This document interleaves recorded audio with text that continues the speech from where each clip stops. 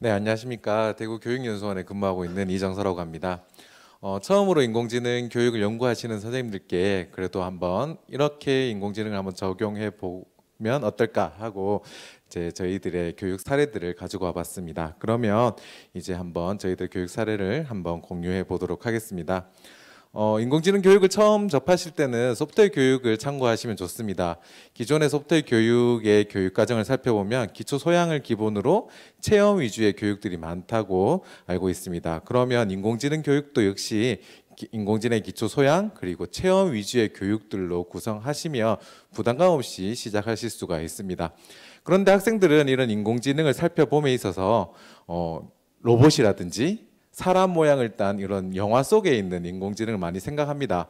아니면 이제 생활 주변에 있는 생활 도구, 뭐 인공지능 스피커라든지 이런 표면적인 것들에 대해서만 인식을 하고 있는데 그에 비해서 알고리즘, 프로그래밍과 관련해서는 학생들이 인공지능을 접한 경험이 많이 없습니다. 하지만 현재 많이 연구되고 있는 자료들을 살펴보면 초등에서도 알고리즘, 빅데이터 그리고 프로그래밍과 관련된 많은 내용들이 연구되고 있고 이런 것들이 교육과정으로 준비되고 있는 상황입니다. 그렇다면 학생들한테 인공지능을 어떻게 접하게 해야 될 것인가? 소프트웨어 교육과 함께 접목시킨다면 학생들의 인공지능은 데이터와 알고리즘을 다룰 수 있는 그런 학생들을 기르는 게 이런 인공지능의 하나의 목표로 삼으실 수가 있을 겁니다. 그래서 학교 현장에서는 주로 생활 속에서 인공지능을 한번 체험해보고 그리고 그렇게 체험한 인공지능을 조금 더 깊이 있게 알아보기 위해서 놀이나 언플러그드 활동을 통해서 그 알고리즘과 데이터를 이해하고 그리고 소프트웨어 교육과 연계해서 간단한 프로그래밍을 해보는 것들 그리고 더 나아가서 피지컬 컴퓨팅도 인공지능과 연계해보는 활동들로 구성될 수 있습니다.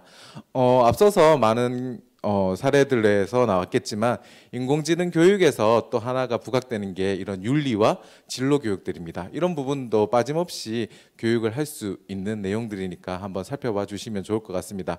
각 사례별로 간단하게 안내를 드리겠습니다.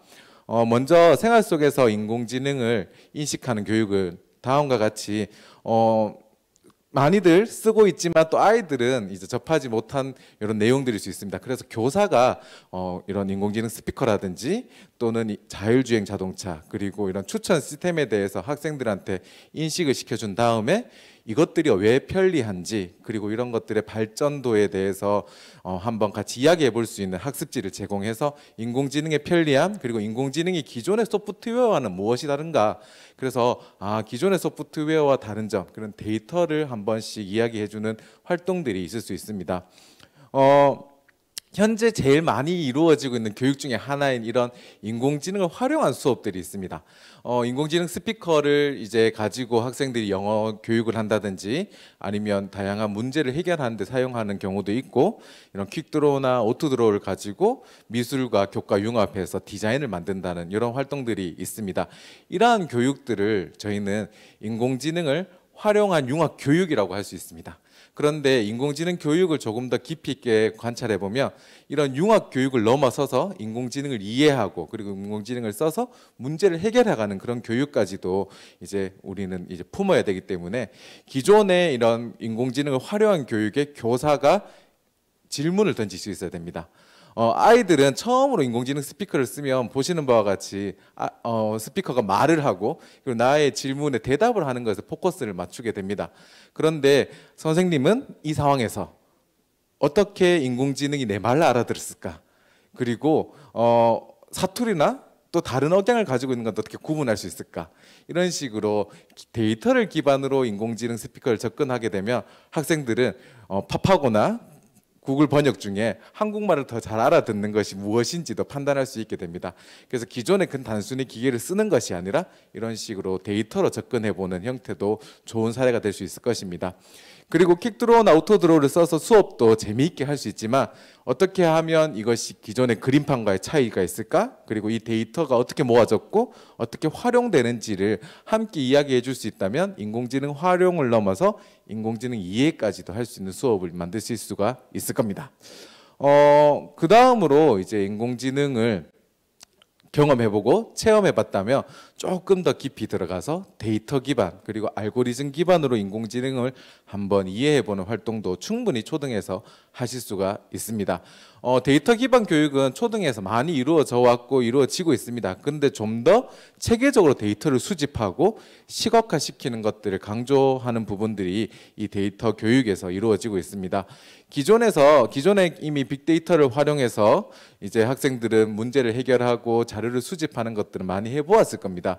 하지만 이제 어떠한 생활 속의 문제, 예를 들면 대구에서 사과가 이제 잘 날까? 대구의 대표 과일이 사과일까? 이런 질문을 던졌을 때 학생들은 이런 다양한 통계청의 자료를 가지고 와서 그것을 가공하고 그리고 분석해서 시각화해보는 그런 활동들을 함으로써 데이터를 다루어 볼 수 있는 아이들로 기를 수가 있습니다. 조금 더 나아가서 이제 데이터를 활용해 보았다면 그 데이터를 가지고 알고리즘에 적용시켜보고 예측하는 인공지능 알고리즘을 체험해 볼 수도 있습니다. 요즘 이런 음식점이나 이런 패스트푸드를 사 먹어보면 이런 키오스크가 많이 있는데 학생들은 이 키오스크에서 추천해주는 음식들을 많이 접해봅니다. 그래서 이런 사례를 가지고 기존에 구매했던 정보, 데이터를 기존의 알고리즘, 즉 뭐 지도학습 알고리즘이라든지 그런 이미 만들어진 학습 알고리즘에 적용시켜보고 과연 어떤 추천이 가장 확률이 높은가, 이런 추천의 알고리즘을 직접 학생들이 놀면서 배워보는 건데, 이렇게 학습지를 통해서 또는 놀이를 통해서 배운 학생들은 나중에 넷플릭스라든지 유튜브에서 추천해 주는 것들이 어떤 데이터를 바탕으로 되었던 것인지, 그리고 이런 데이터가 쌓이면 나는 무엇을 할 수 있을까에 대해서 생각할 수 있는 아이들이 됩니다. 이런 교육을 통해서 학생들은 데이터를 다룰 수 있고 그 데이터로 나는 무엇을 할 수 있는가를 생각할 수 있는 그런 학생들로 기를 수가 있습니다. 그 다음은 문제 해결, 즉 프로그래밍입니다. 소프트웨어 교육과 연계해서 해볼 수가 있는데 현재 엔트리에서 인공지능 프로그램을 많이 만들고 그리고 보급하고 있습니다. 현재까지는 이미지, 음성 그리고 데이터셋을 주면서 데이터를 시각화해보는 활동까지도 이루어지는데 앞으로 아마 네이버 인공지능 기술을 조금 더 적용을 해서 더 많은 기능들이 탑재되는 것으로 예상이 되고 있습니다. 이런 엔트리 기반의 인공지능 프로그램과 함께 요게 엔트리가 활성화되기 전에 스크래치 기반의 머신러닝 포키즈를 아마 많이들 해보셨을 겁니다. 엔트리 프로그램과 차이점은 조금 더 데이터를 모델 훈련까지 시킬 수 있는 그런 장점이 있는 반면에 또 이런 API를 얻고 그 다음에 학생들이 만들 수 있는 프로그램의 한계라든지 개수의 한계라든지 이런 문제점은 가지고 있어서 학교 여건에 따라서 선택해서 사용하실 수 있을 것 같습니다.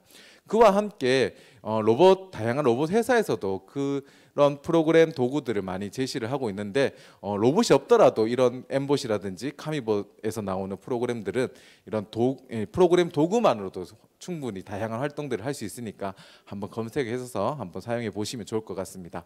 저희가 만들었던 것은 음성 데이터를 인식해서 학생들이 프로그램 해보는 것, 이렇게 번역 프로그램 한번 만들어 보았고, 이미지 데이터를 써서 학생들이 남녀를 구분해 본다든지 개화 고양이를 구분한다든지 그리고 다양한 사물을 구분해 보는 프로그램을 만들어 보았습니다. 이런 프로그램을 만들 때도 단순히 프로그램을 해봤다가 아니라 여기에 적용된 인공지능 기술은 어떤 것이고 그 원리는 어떤 것인지 활동지를 통해서 한 번 더 짚어준다면 학생들이 알고리즘과 데이터를 조금 더 이해할 수 있는 그런 내용들이 될 것입니다. 로봇은 이제 엔트리가 인공지능 도구를 가지고 있기 때문에 엔트리에 이렇게 붙을 수 있는 이런 피지컬 도구들은 인공지능 기술을 쓸 수 있다는 겁니다. 그리고 개별적으로 나오는 도구들도 이제 점차 피지컬 1세대를 넘어서서 이제 인공지능이 되는 피지컬 도구들이 많이 나올 것으로 예상이 되고 있습니다.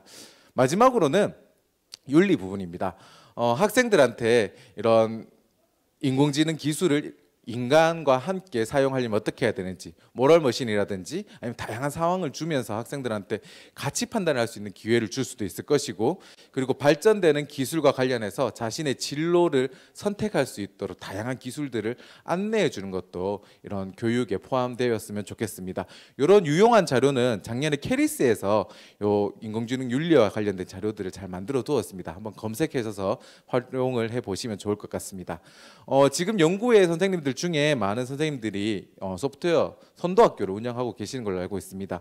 그 내에서 아마 1, 2, 3, 4학년 같은 경우는 소프트웨어 선도학교를 운영하면서 많은 자료들이 부족해서 운영이 하는데 어려움이 있었다 이런 얘기가 많았었는데, 적어도 1, 2, 3, 4학년들에게 소프트웨어 교육과 함께 이런 인공지능의 다양한 활동들을 제시하며 훨씬 더 풍부하게 운영할 수 있을 것이고, 5, 6학년 대상으로는 프로그래밍과 연계해서 이제 AI 프로그래밍을 하면 좋은데, 여기서 좀 주의점은 실과의 17차시를 건들지 않고 별도의 17차시를 인공지능으로 좀 해줬으면 좋겠다는 생각이 듭니다.